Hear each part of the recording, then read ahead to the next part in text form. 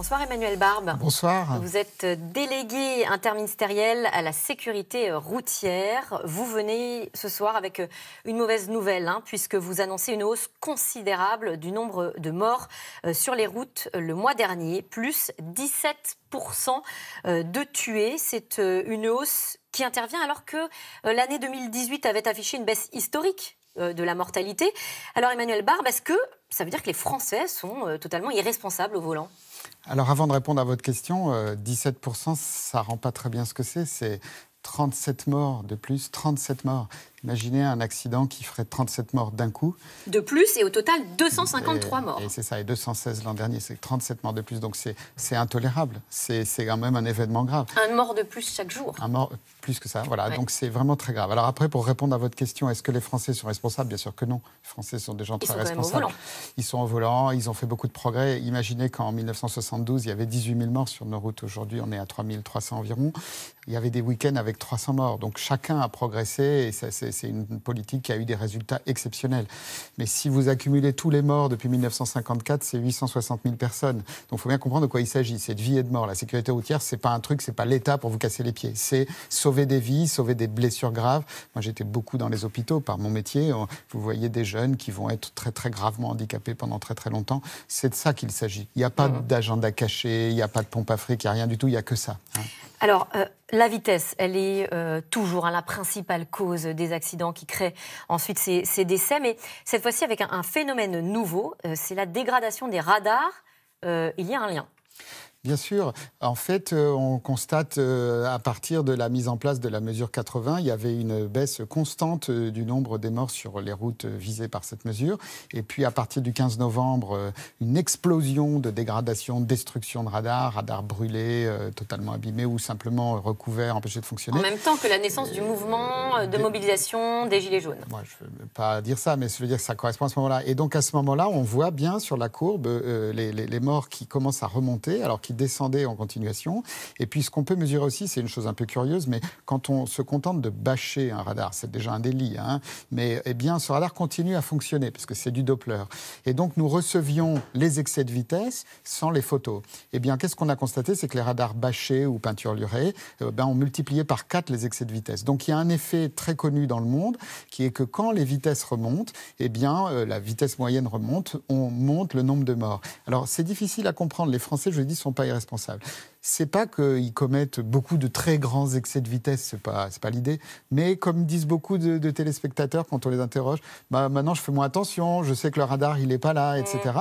Eh bien ça, compter 50 millions d'automobilistes, 630 milliards de kilomètres, eh bien cet effet numérique, c'est ça qui fait des morts, parce que la vitesse, elle est en cause dans tous les accidents.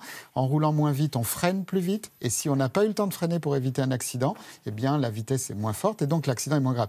Et c'est cet effet numérique qui produit la baisse de vitesse, et ce qui a marché avec le 80, puisqu'on a eu environ 116 morts qui ont été épargnés grâce à cette mesure. Alors Emmanuel Macron, tout à l'heure, a dénoncé les comportements inadmissibles concernant justement ces vandalisations de radars. On sait quoi ? Plus de 70% des radars ont été vandalisés. Si on sait que cela encourage, provoque davantage d'accidents, pourquoi est-ce qu'ils ne sont pas réparés ? Alors en fait, ce n'est pas si simple. Les radars qui sont juste dégradés, nous avons multiplié les équipes, c'est des sociétés qui font ça, des prestataires. D'ailleurs, c'est notre argent qui répare les radars.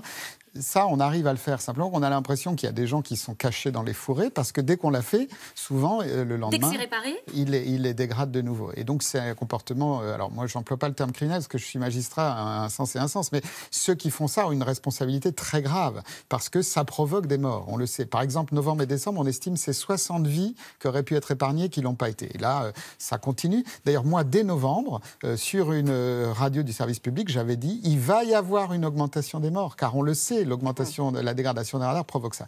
Donc c'est évidemment dramatique et le président l'a redit, comme l'a dit le ministre de l'Intérieur ou le Premier ministre. Et en même temps, ces radars, ça suscite, vous l'avez dit vous-même, du rejet chez les automobilistes. On a beaucoup entendu radar égale pompe à fric. Je vous propose qu'on écoute le témoignage de certains conducteurs dont on est allé à la rencontre.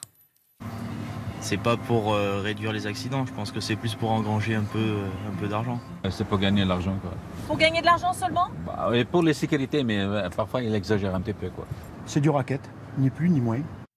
Alors, on entend la colère de ces automobilistes. Comment est-ce qu'on fait pour susciter l'adhésion ? Parce qu'on comprend quand même que seulement la peur du gendarme ou de la sanction, elle ne suffit pas. On communique beaucoup et nous essayons de communiquer sur ce qui se passe quand il y a un accident. Quand il y a un accident, il y a des vies détruites, des familles détruites. Vous savez, moi, je vais vous raconter une chose. Quand vous avez quelqu'un qui est mort, c'est dramatique, mais au bout d'un moment, on fait le deuil. Il y a pour un mort sur nos routes, 7 blessés graves. C'est-à-dire des gens qui vont être très gravement blessés, dont certains vont rester handicapés pour toujours. Quel est le prototype de ça ? C'est un jeune homme. À 20 ans, il se retrouve tétraplégique. Et au début, il y a les amis qui viennent le voir à l'hôpital et tout. Puis petit à petit, il s'isole. Souvent, la maman, elle est quittée par le papa parce que la vie de couple en souffre. Donc ça touche et, voilà. Et tout c'est un une onde de cercle douleur, etc. Donc on autour. a essayé de communiquer beaucoup là-dessus pour essayer de l'expliquer. Moi, je voudrais juste dire aux auditeurs qui sont certainement mal informés que certes, les radars rapportent de l'argent, c'est de l'argent public. Il va à 92% à la sécurité routière, donc c'est un argent affecté, c'est pas une recette de l'État.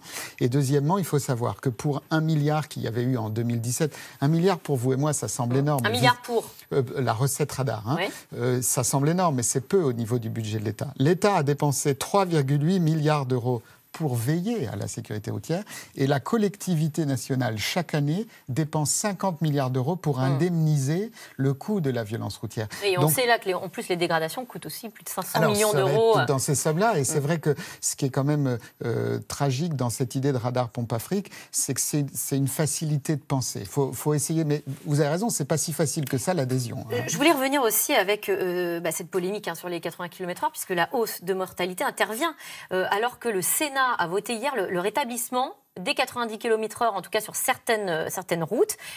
Est-ce que vous pensez que c'est une erreur ? Alors, il y a 2 choses. Moi, j'avais été entendu par le Sénat en janvier. Il disait qu'il fallait totalement abolir le 80. Enfin, il ne fallait pas le faire. Alors là, c'est un peu plus tempéré. Ce serait au cas par cas. Je fais juste observer ça. Après, moi, je ne vais évidemment pas entrer dans la politique parce que je suis un haut fonctionnaire. Mais je voulais juste faire une observation de citoyen. Quand on a fait le bilan annuel pour 2018, on a fait étudier des trajets moyens de quelqu'un qui va au travail, qui fait 40 km à l'aller, 40 km au retour. Et on a interrogé combien de temps ça prenait avec Google Maps. On a demandé combien de temps ça prenait. Eh bien, on s'est rendu compte que la perte de temps, elle est considérable, madame, considérable. C'est 1 seconde par kilomètre. Et il y a même 25% des itinéraires dans lesquels on gagne 1 seconde par kilomètre. Donc moi, je pose juste une question, mais en tant que citoyen, certainement pas en tant que fonctionnaire.